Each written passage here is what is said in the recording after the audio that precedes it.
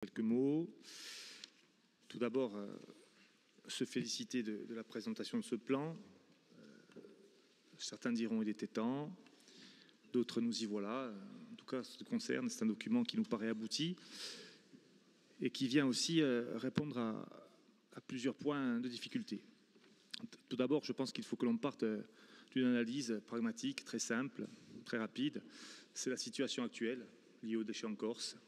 Elle n'est pas acceptable, elle n'est plus acceptable, elle ne l'était pas auparavant, et ce, quelle que soit la sensibilité politique des groupes qui peuvent composer cet hémicycle. Le second point, c'est que nous ne répondions pas à la réglementation et aux obligations réglementaires. Donc là encore, ce plan vient nous mettre en règle vis-à-vis de la loi. Qui plus est, chaque élu qui compose cet hémicycle, quel que soit le groupe auquel il appartient, ne pourra pas contredire le fait que le mécontentement est général dans nos populations. Et lorsqu'on parle de population pour les déchets, on parle aussi de contribuables. Et ça sera un point que j'aborderai un peu plus loin dans mon propos.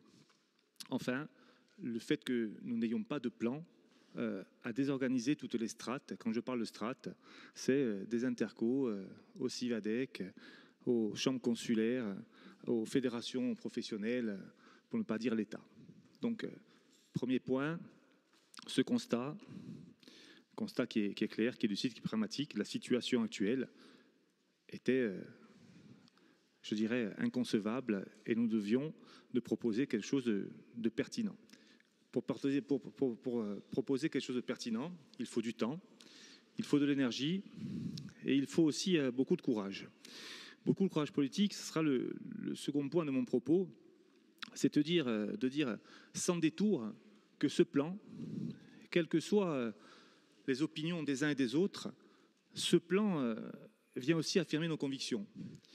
Des convictions, je m'écarterai de la pensée de Marité, qui effectivement ont évolué. Et évoluer dans les convictions, c'est aussi une qualité. Ce n'est pas se dédire. C'est, de mon point de vue, coller aux réalités. C'est coller aussi aux évolutions réglementaires. Et c'est aussi de dire, eh bien, la situation d'aujourd'hui n'est pas celle d'il y a quelques années, et nous devions, grâce à ce plan, eh bien, de répondre à toutes nos obligations et surtout aux responsabilités qui sont les nôtres.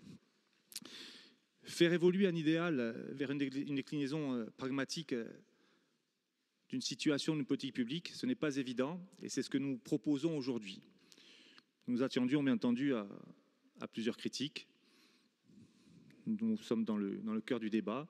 D'autres groupes s'exprimeront. Mais si j'ai fait le choix, nous avons fait le choix d'intervenir à ce moment-là du débat, c'est aussi pour dire que nous ne sommes pas en défense. Nous sommes très tranquilles. Nous présentons quelque chose auquel nous croyons. Chacun s'exprime, chacun sa vision. Nous sommes la majorité territoriale. Nous portons le plan avec le conseil exécutif Guy Armanet et nous l'assumons. Ça, c'est un point important à dire. Nous l'assumons, malgré parfois quelques petites divergences de point de vue, même à l'interne, parce que, je le disais, les déchets, c'est un combat de longue date pour les nationalistes. Nous sommes aussi sur une thématique difficile, j'y viendrai, mais la maturité du groupe a fait que nous avons pu et que nous pouvons aujourd'hui vous présenter ce plan sans avoir à se dédire et surtout droit dans nos bottes. Alors, la suite, c'est de dire qu'on peut dire « nous l'avions dit », si vous aviez fait comme nous avions dit, c'est une approche, je la respecte, ce n'est pas notre vision. Nous, ce que nous disons, c'est que le cœur de ce plan n'a pas changé de nos fondamentaux, je vais employer ce mot, mais aussi de nos convictions. Le cœur de ce plan, c'est le tri. C'est le tri et la massification du tri. Il n'y a pas d'autre chemin que le tri et cette massification. On peut, au gré des pages, au gré des tonnages, j'ai eu du mal à sortir la tête de l'eau de toutes ces tonnes que Paul Félix nous a expliquées. Je respecte tout à fait sa présentation. Mais, Président, si les chiffres du plan sont les vôtres, les tonnages qui ont été présentés sont les siens aussi, à vérifier. Pour la suite, ce plan, je le disais, ne s'écarte pas de notre vision. Le tri, au plus près du producteur. Alors, on n'est plus forcément sur du porte-à-porte. C'est un choix, une vision qui a été faite. Les gens qui sont dans des intercommunalités savent que c'est un choix extrêmement vertueux, mais au final extrêmement coûteux. ce qui a été mis en place va perdurer. D'autres choisiront sans doute une autre voie. Mais en tout cas, ce plan ne propose qu'une voie, qu'une solution, c'est le tri. Et je le disais, le tri à tout prix. Il répond aussi à d'autres obligations. Vous l'avez dit, Monsieur le Président de l'Office d'environnement, c'est l'article L541-1 du Code environnement, qui prévoit la valorisation d'au moins 70% de tous les déchets résiduels. Ça s'impose à nous. Que l'on soit un féru d'écologie, un féru d'environnement, que l'on soit plutôt sur la partie économique, bien, cet article-là s'impose à nous et nous devons y répondre. C'est pour ça que la valorisation, ça sera un petit peu plus loin dans mon propos. Nous l'étudions, nous allons étudier l'opportunité, mais ce n'est pas l'objectif final de ce plan. Nous pouvons aussi parler, sans baisser le regard, des chaudières biomasse bois, avec des CSR. Ce que dit le plan aussi, on a parlé effectivement d'études environnementales, d'études techniques, d'études économiques. Ce sur quoi il faut insister par rapport au CSR, c'est les études que mène l'Office d'environnement aussi sur la partie, je dirais, sanitaire. Parce que quand on parle de chaudière, certains font un raccourci vers l'incinérateur, ce qui n'est pas le cas. Où est la différence? C'est que nous, ce que nous comptons faire entrer en valorisation énergétique, c'est tout ce qui ne peut pas être trié. L'incinérateur, eh bien, ingère tout ce qui vient. C'est la grande différence. Ce plan-là nous l'interdit. Ce plan-là nous dit que la valorisation n'est que l'aboutissement de toutes les politiques vertueuses qui seront mises en application avant d'arriver effectivement à ce schéma final qui pourrait être, j'emploie le conditionnel, qui pourrait être la valorisation. Donc je le redis, bien au-delà des études techniques et des études économiques, c'est bien l'aspect sanitaire qui va nous importer dans les mois à venir afin de ne pas condamner la Corse et les Corses à quelque chose que nul ne souhaite. Nul ne souhaite.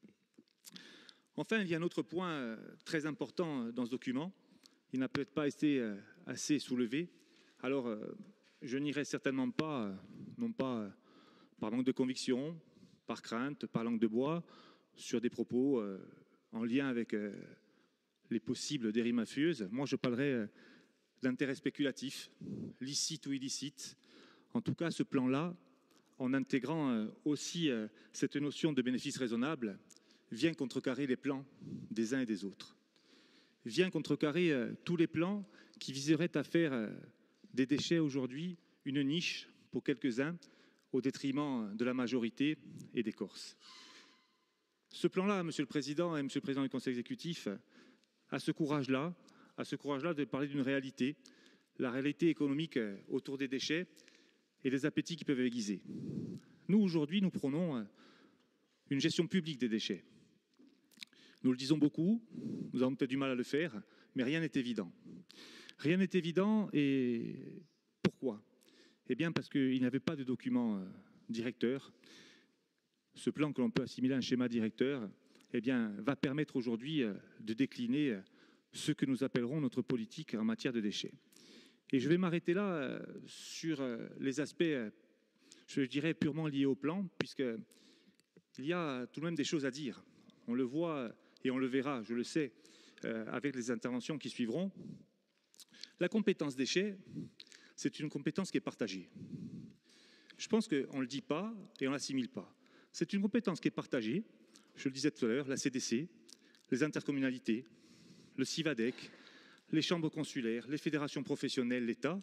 Mais si la compétence est partagée dans sa déclinaison, j'ai l'impression, et je le dis sans trembler, qu'en ce qui concerne la responsabilité, on voudrait la faire peser sur les seules épaules de la collectivité de Corse. Je ne dis pas du président exécutif, je ne dis pas du président de l'Office d'environnement, je dis sur les seules épaules de la collectivité de Corse. Alors, vu le cinéma qu'il y a autour des déchets depuis quelques temps, je ferai un petit parallèle. On peut avoir le meilleur réalisateur du monde, on peut avoir le meilleur scénario du monde. Si les acteurs ne sont pas convaincus, si les acteurs ne sont pas engagés, eh bien le film deviendra un navet. Alors ce plan-là, il a le mérite d'éclaircir le jeu, de dire les choses Et surtout, il met aussi devant leurs responsabilités tous les acteurs. J'en suis un de par ma fonction, président d'Interco. L'État en est un, les chambres consulaires pour toute la partie professionnelle en sont d'autres. Et aujourd'hui, ce plan-là, et je rejoins les propos du président Armanet, ne va pas changer diamétralement la déclinaison de la politique publique sur le terrain. La collectivité trace la route, charge aux intercommunalités eh bien de prendre le bon chemin. Pour qu'elles prennent deux choses, je le disais. Un, la volonté d'adhérer à cette vision. Je pense que l'on peut et que l'on doit partager. Et deux, d'en avoir les moyens. Parce que des moyens, c'est une chose qui nous tracasse les uns les autres. Quand on parle de moyens, on ne parle pas que des intercommunalités, on parle des communes. Et en arrière-plan, mais c'est bien le premier plan, c'est nos contribuables qui sont en souffrance et qui sont au bout de ce que peut coûter les déchets. Marité parlait tout à l'heure du centre de Monte. Et on ne va pas refaire l'histoire, on ne va pas refaire le débat. J'ai pris des positions très claires. Ce qui nous a dérangé avec le programme de Monte, et notamment sur le financement de l'État et notre absence dans le plan de financement, qui est un choix aussi, c'est de dire que si, d'un point de vue environnemental, non seulement ça se défend, mais ça se justifie, vous le savez, Marité notamment, et d'autres qui siègent au CIVADEC, la trajectoire financière après la mise en route du centre de Monte ne vient pas infléchir le coût des déchets. Il y a une continuité dans la hausse des déchets, entre 2 et 3% par an. Nous jugeons, nous, majorité territoriale, qu'avec un investissement de 70 millions d'euros et des coûts de fonctionnement à 22 millions d'euros par an, et ce sur 8 ans, au bénéfice exclusif d'un privé, les Corses avaient droit à mieux. Les Corses avaient droit à mieux en matière d'économie, parce qu'on sait très bien que la trajectoire n'est pas tenable. Et pour qu'une politique environnementale soit tenable, eh bien, il faut qu'elle soit acceptable financièrement. Et aujourd'hui, ce n'est pas le cas. Alors, il n'y a pas ici de volonté de notre part de cacher quoi que ce soit. Vous connaissez l'honnêteté intellectuelle du président Armanet. Les chiffres sont ce qu'ils sont, ils se déclinent. C'est des chiffres qui seront aussi, ce sont des scénarios. C'est des chiffres qui peuvent évoluer. Plus le tri évoluera, moins il y aura de matière à produire du CSR. Plus le tri évoluera, plus nous serons vertueux. Ce qui aujourd'hui importe, c'est la mise en route sur les territoires, Marité le disait tout à l'heure, de la baisse qui est indispensable des déchets produits. Pour qu'il y ait baisse, il n'y a pas uniquement l'effort à faire par les Corses, par les familles, il y a aussi un vrai sujet sur la matière entrante. Et là, on est dans la double peine. On paye pour faire entrer, on paye pour consommer, que dis-je, double peine. Et ensuite, on paye pour traiter. Là-dessus, premier axe de réflexion très fort, avec la nécessité aussi, peut-être d'autres en parleront, de faire évoluer la loi. Il y a aussi, derrière ce plan, la volonté de casser les tabous, de sortir, non pas du dogmatisme, mais de sujets qui sont restés bien trop longtemps ancrés dans le fantasme. Nous avons besoin aujourd'hui d'étudier toutes les pistes, nous avons besoin aujourd'hui de clarté, et nous avons surtout besoin de garantir aux territoires, aux 19 territoires qui composent le CIVADEC, que ce millefeuille absolument fou entre l'État, la CDC, le CIVADEC et d'autres acteurs, et notamment, je parlerai bien volontiers du secteur du BTP, on a besoin de clarté. On a besoin aujourd'hui d'éclairer les débats. Les chiffres sont ce qu'ils sont, parce que les bases de données ne sont pas légion. Donc faire ce document avec les chiffres qui sont indiqués, je le dis, je le répète, c'est un acte héroïque, c'est un acte plein d'honnêteté, et certes, il n'est pas parfait, mais en tout cas, il est la première pierre à quelque chose de plus grand. Alors, je ne vais pas verser dans la philosophie, je ne suis pas en train de dire que tout va bien. Je dis juste que la situation est intenable. Charge à nous maintenant, avec ce fil conducteur, d'aller beaucoup plus loin. Beaucoup plus loin. Et pour ce faire, il ne faut pas attendre uniquement de la CDC qu'elle soit au soutien des intercommunalités et d'autres acteurs. Vous le savez, nous en parlerons peut-être un peu plus tard ou demain, la situation budgétaire est ce qu'elle est. Elle est dénoncée, elle est constatée. On ne peut pas d'un côté avoir ce discours et de demander une fois encore à la collectivité d'être là pour accompagner systématiquement les acteurs de terrain. Il y a un équilibre à trouver. Nous avons aujourd'hui la répartition des frais et des charges sur la partie collecte qui, je le rappelle, est une compétence pleine et entière des intercommunalités, environ 50% qui sont dédiés au CIVADEC, 50% pour les collectes, à quelque chose près. Des efforts sont à faire sur les territoires. Le CIVADEC doit prendre sa part. Je rappellerai à tout à chacun ici que nous sommes aujourd'hui sur une tonne à 416 € pour l'enfouissement. Je pense qu'il y a un vrai travail à faire. Il y a un vrai travail pédagogique d'explication à faire. Sans quoi, ça a été dit, nous le vérifions sur nos territoires, le tri recule. Le tri recule parce que nous sommes dans l'incapacité de pouvoir valoriser le tri. Valoriser le tri, c'est la redevance incitative. Mais comment, pour l'intercommunalité, mettre en place la redevance incitative si chaque année, et quelles qu'en soient les raisons, je ne cible personne, eh bien, l'addition augmente. On ne peut pas d'un côté payer plus cher et restituer aux producteurs de déchets, eh bien, quelque chose qui viendrait bonifier un bon comportement. Aujourd'hui, c'est le serpent qui malheureusement se mord la queue. Nous sommes au bout d'un système. Ce plan doit nous en sortir. Donc, monsieur le président de l'Office environnement, monsieur le président du conseil exécutif, vous l'avez compris, notre groupe soutiendra bien entendu ce plan et chacun, de par son vote, participera à la suite ou pas. Merci.